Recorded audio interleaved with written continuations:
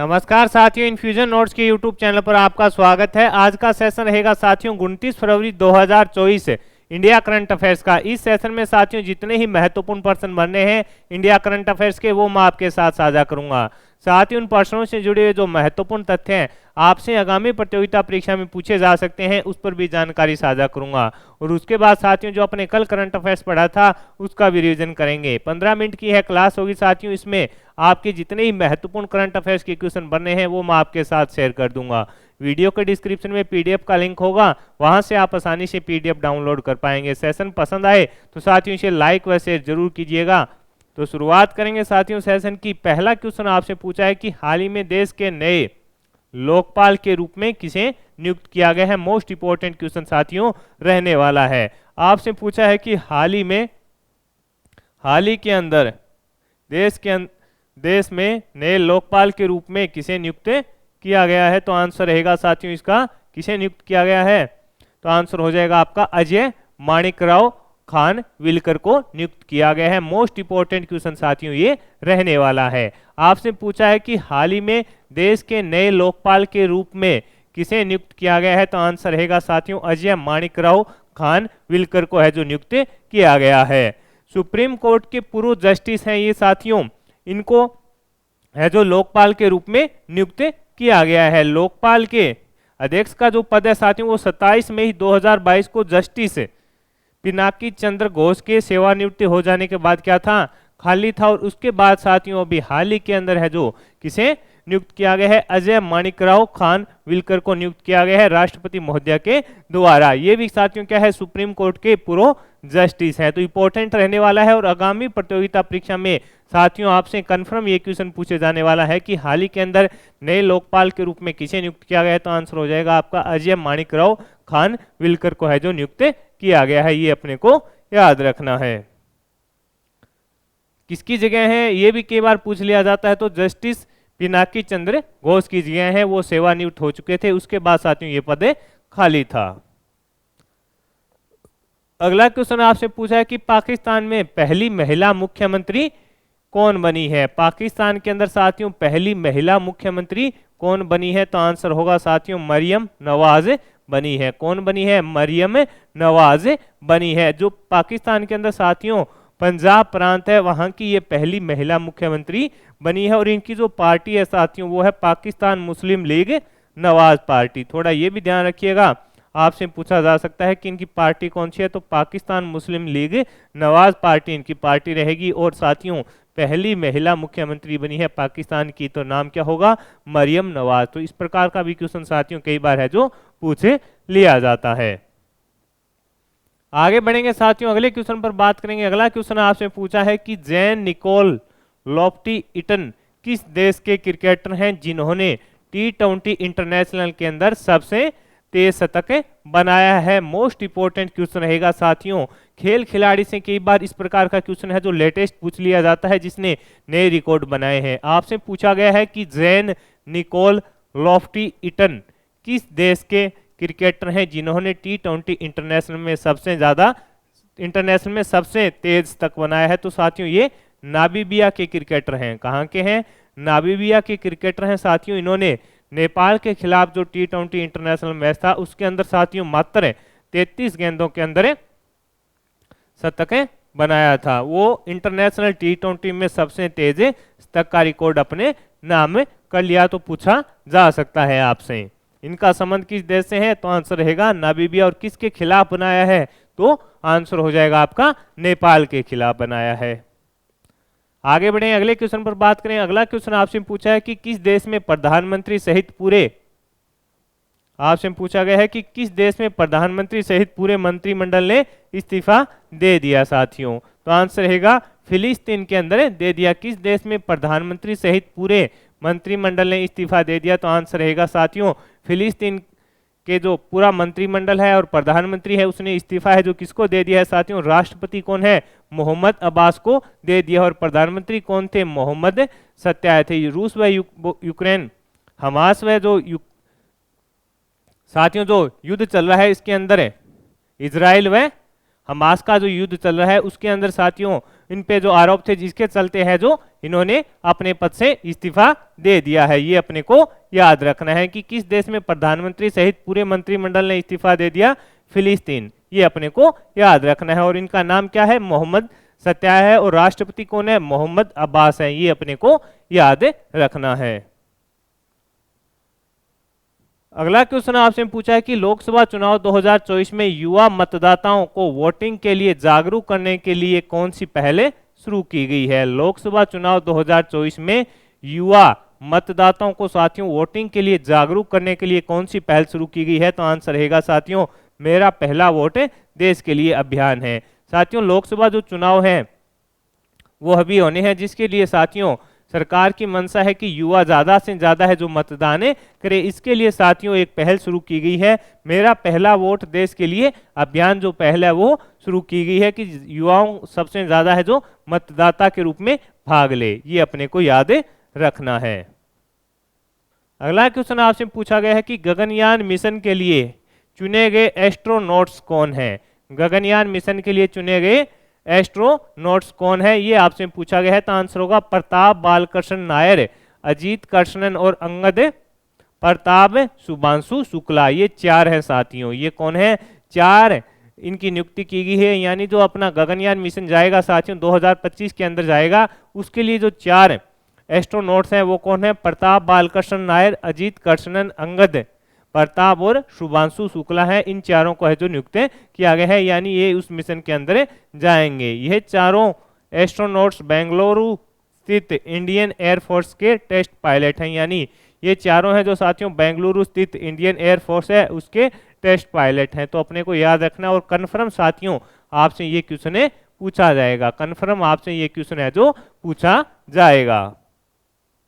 आगे बढ़ेंगे साथियों, अगले क्वेश्चन पर बात करें। अगला क्वेश्चन आपसे पूछा है कि हाल ही में अडानी ग्रुप ने दक्षिणी एशिया का सबसे बड़ा गोला बारूद और मिसाइल कॉम्प्लेक्स है जो कहां लॉन्च किया है। तो आंसर रहेगा साथियों उत्तर प्रदेश के अंदर। कहां पर किया है, आंसर हो जाएगा आपका उत्तर प्रदेश के अंदर किया है। आपसे पूछा है कि अडानी ग्रुप ने दक्षिणी एशिया का सबसे बड़ा गोला बारूद और मिसाइल कॉम्प्लेक्स कहां लॉन्च किया है, उत्तर प्रदेश। और उत्तर प्रदेश में आपसे पूछे तो कहां, तो आंसर हो जाएगा साथियों कानपुर के अंदर इसको लॉन्च किया गया है। कहां पर, कानपुर में इसको लॉन्च किया गया है। इसके अंदर बताया जा रहा है साथियों कि 4000 रोजगार मिल सकेंगे। और इसके अलावा साथियों 300 करोड़ का इसके अंदर निवेश होगा और ये 500 एकड़ में बनेगा। इस प्रकार की है जो जानकारी है कि ये इसके अंदर से क्या होगा कि 4000 रोजगार मिल सकेंगे और 300 करोड़ का इसके अंदर निवेश होगा। तो अपने लिए इंपॉर्टेंट रहने वाला है। किसके द्वारा साथियों इसको लॉन्च किया गया है, तो आंसर रहेगा अडानी ग्रुप के द्वारा इसको लॉन्च किया गया है। ये अपने को याद रखना है।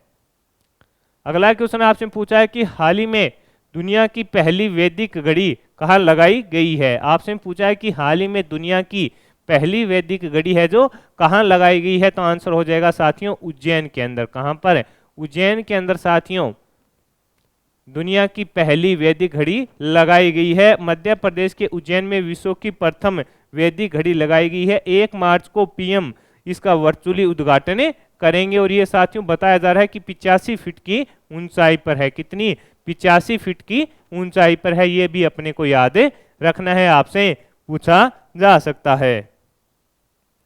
अगला क्वेश्चन आपसे पूछा है देश का पहला वर्चुअल एटीएम कौन लॉन्च करेगा। आपसे पूछा गया है कि देश का पहला वर्चुअल एटीएम है जो कौन लॉन्च करेगा। तो आंसर होगा पेमार्ट लॉन्च करेगा साथियों। पेमार्ट के द्वारा साथियों देश का पहला वर्चुअल एटीएम लॉन्च किया जाएगा। इसके अंदर साथियों इसने 5 जो भारतीय बैंक हैं उसके साथ भी समझौता किया है। यानी 5 भारतीय बैंकों के साथ समझौता किया है। 5 भारतीय बैंकों के साथ समझौता है जो किया है, अपने लिए इंपॉर्टेंट रहने वाला है, आपसे पूछा जा सकता है। अगला क्वेश्चन आपसे पूछा है कि दुनिया की तीसरी सबसे बड़ी मस्जिद का उद्घाटन किस देश में किया गया। यह भी इंपॉर्टेंट रहने वाला है कि दुनिया की तीसरी सबसे बड़ी मस्जिद का उद्घाटन है जो किस देश के अंदर किया गया। तो आंसर हो जाएगा साथियों अल्जीरिया में किया गया। कहां पर किया गया, अल्जीरिया में किया गया है।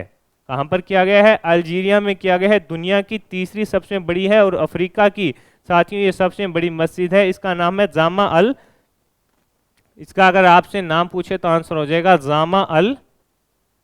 जामा अल जाजेर है जो इसका नाम रहेगा। उसके साथ ही इसका उद्घाटन किसने किया है, तो राष्ट्रपति अब्देल के द्वारा किया गया है। किसके द्वारा, राष्ट्रपति अब्देल के द्वारा साथियों इसका उद्घाटन है जो किया गया है। ये अपने को याद रखना है, आपसे आगामी प्रतियोगिता परीक्षा में पूछा जा सकता है, इंपॉर्टेंट रहने वाला है साथियों। अगले क्वेश्चन पर बात करें। अगला क्वेश्चन आपसे पूछा है कि सिक्किम राज्य का प्रथम रेलवे स्टेशन कौन सा बना है, तो रेंगपो। सिक्किम राज्य का प्रथम रेलवे स्टेशन कौन सा बना है, तो आंसर हो जाएगा साथियों रेंगपो स्टेशन बना है। और इसकी आधारशिला किसके द्वारा रखी गई है, तो आंसर आपका हो जाएगा इसकी आधारशिला रखी गई है आदरणीय पीएम मोदी जी के द्वारा। किसके द्वारा साथियों, पीएम मोदी जी के द्वारा है जो इसकी आधारशिला रखी गई है। ये भी अपने को याद रखना है, आपसे पूछा जा सकता है। अगला क्वेश्चन आपसे पूछा है कि महिला एवं बाल विकास मंत्रालय और आयुष मंत्रालय ने किशोरियों में एनीमिया को नियंत्रित करने के लिए कौन सी पहल शुरू की है, तो आंसर हो जाएगा साथियों मिशन उत्कर्ष शुरू किया गया है। कौन सा मिशन उत्कर्ष है जो शुरू किया गया है, ये अपने को याद रखना है। कौन सा, तो आंसर हो जाएगा मिशन उत्कर्ष है जो शुरू किया गया है। इंपॉर्टेंट रहने वाला है साथियों, पूछा जा सकता है आपसे। अगले क्वेश्चन पर बात करें साथियों। अगला क्वेश्चन आपसे पूछा है कि हाल ही में पहली यूएसए और भारत साइबर सुरक्षा पहल कहां लॉन्च हुई है। हाल ही में पहली यूएसए और भारत साइबर सुरक्षा पहल कहां लॉन्च हुई है, तो आंसर हो जाएगा साथियों पुणे में इसको लॉन्च किया गया है। कहां, पुणे में इसको साथियों लॉन्च किया गया है। इसका उद्देश्य क्या रहेगा, साइबर सुरक्षा को रोकने के लिए इसका आयोजन किया गया है। यानी साथियों साइबर सुरक्षा के लिए, साइबर सुरक्षा को बढ़ाने के लिए साथियों, साइबर सुरक्षा को बढ़ाने के लिए इसका आयोजन है जो किया गया है। ये इंपॉर्टेंट रहने वाला है, आपसे पूछा जा सकता है। यानी साइबर सुरक्षा को बढ़ाना, यानी साइबर सुरक्षा है साथियों उसको बढ़ाया जाएगा। जिस प्रकार साइबर ठगी होती है उसको कम किया जाना इसका प्रमुख उद्देश्य रहने वाला है। अगला क्वेश्चन आपसे पूछा है साथियों कि पेटीएम पेमेंट्स बैंक के अध्यक्ष पद से किसने इस्तीफा दे दिया, तो आंसर हो जाएगा विजय शेखर ने दे दिया। पेटीएम पेमेंट्स बैंक के अध्यक्ष पद से साथियों किसने इस्तीफा दे दिया, तो आंसर हो जाएगा विजय शेखर ने साथियों इस पद से इस्तीफा है जो दे दिया है। थोड़ा अपने को याद रखना है, पूछा जा सकता है। एटीएफ का नया अध्यक्ष किसे बनाया गया है, तो आंसर हो जाएगा साथियों कल ही हमने इस पर चर्चा की थी, किसको बनाया गया है अब अध्यक्ष, तो आंसर हो जाएगा मैक्सिको को बनाया गया है। और एफटीएफ है जो इसका कार्य क्या होता है साथियों, जो आतंकवादियों को फंड देता है, जो देश देता है उसको रोकना या उस पर प्रभावशाली कार्रवाई करना। मैक्सिको को इसका नया अध्यक्ष है जो बनाया गया है, ये अपने को याद रखना है। एलिया डी एड्रो मद्राजो ये 2 साल के लिए है जो साथियों इसकी अध्यक्ष बनी है। एटीएफ की स्थापना 1989 में हुई थी। इसका मुख्यालय पेरिस फ्रांस में, और बाहर 2010 के अंदर साथियों इसका सदस्य है जो बना था। तो साथियों इस सेशन के अंदर ये महत्वपूर्ण क्वेश्चन थे इंडिया करंट अफेयर्स के, जो मैंने आपके साथ शेयर किए हैं। अब अपने साथियों जो कल करंट अफेयर्स पढ़ा था उसका रिवीजन करते हैं। खेलो इंडिया विंटर गेम्स में सबसे अधिक मेडल किसने, तो भारतीय सेना के द्वारा जीते गए हैं।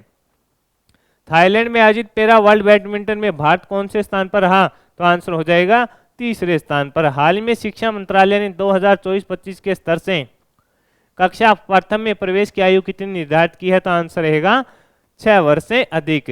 किस सीक्वेंस भारतीय खिलाड़ी ने कनाडा में good fellow classical PSA challenger tournament का खिताब जीता, तो आंसर होगा अभय सिंह है। हाल ही में जारी नीति आयोग की रिपोर्ट के अनुसार देश में गरीबी कम होकर कितने प्रतिशत आ गई है, तो 5% आ गई है। विश्व बैंक की वैश्विक पर्यावरण सुविधा स्वतंत्र मूल्यांकन कार्यालय के निदेशक कौन बनी है, गीता बत्रा। पंकज उदास का निधन हो गया, वो कौन थे, तो आंसर हो जाएगा गजल गायक। केंद्रीय फिल्म प्रमाणन बोर्ड कार्यालय कहाँ स्थापित किया जाएगा, चंडीगढ़। हरियाणा सरकार ने महिलाओं में स्तन कैंसर का पता लगाने के लिए कौन सा कार्यक्रम शुरू किया है, सवेरा। उपभोक्ता व्यय सर्वेक्षण के अनुसार देश में औसत प्रति व्यक्ति मासिक व्यय ग्रामीण व शहरी कितना है, तो 3773 रुपये व 6459 रुपये है। हाल ही में solar energy corporation of India limited ने भारत की सबसे बड़ी सौर परियोजना का अनावरण कहां पर किया है, तो आंसर रहेगा छत्तीसगढ़ में साथियों इसका अनावरण किया गया है। हाल ही में एफएटीएफ ने वित्तीय अपराध निगरानी के लिए ग्रे सूची से किसे बाहर किया है? संयुक्त अरब अमीरात, युगांडा, बारबोडास और जिब्राल्टर को साथियों बाहर किया है। तो सेशन कैसा लगा साथियों? कमेंट बॉक्स में अपनी राय जरूर दीजिएगा। कम समय में बेहतरीन कंटेंट देने का प्रयास मैं कर रहा हूं। सेशन आपको पसंद आया है तो इसे लाइक व शेयर जरूर कीजिएगा। धन्यवाद।